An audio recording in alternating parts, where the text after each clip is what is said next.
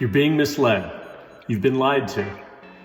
You have a belief about the real estate market that is not based on fact, it's based on opinion. The reality is the recession that occurred in 2006, 2007, 2008, that occurred because of the housing market, because of basically the worst loans you could ever offer that put everybody in the current housing market is a response to the federal government's attempt to curb inflation. The problem is, by raising interest rates, it has scared a lot of people into thinking that, gosh, there's not good deals out there, or there's no value in owning or purchasing a home. People are scared, and I get it, because there's three things that go into buying a home: an interest rate, the value or price of the home, and the affordability based on the wages in the area or in your market.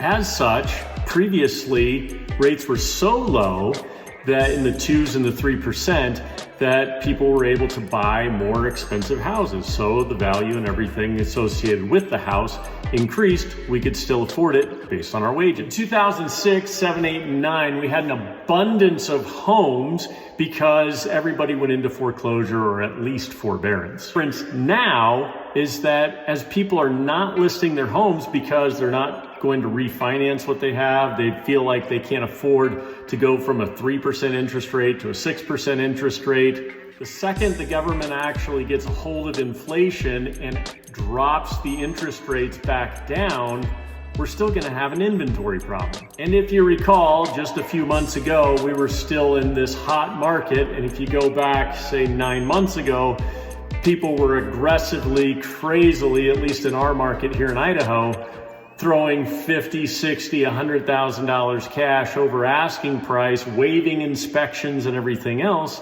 so that they could get the home because inventory was very, very scarce.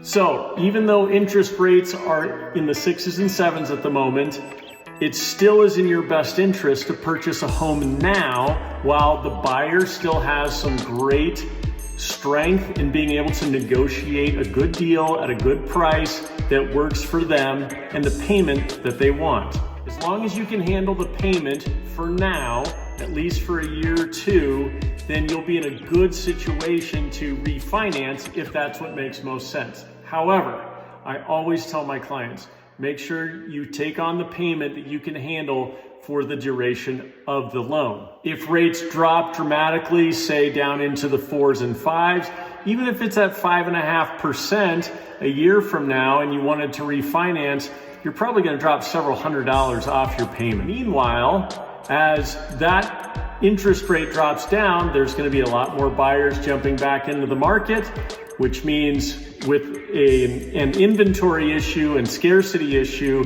and builders not building at the rate that we really need them to, then that means we're going to probably revisit what was going on 9 months, 12 months ago, where there's going to be a frenzy of people trying to get houses because the rates are so low. So what does that mean for you?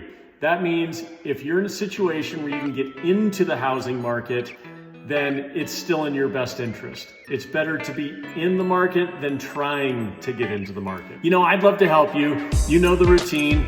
Like, comment, follow, subscribe, hit those buttons. Give me your contact information on a private direct message so that I can reach out to you and make sure that I'm helping you not miss out on any opportunities that are best for you and your family.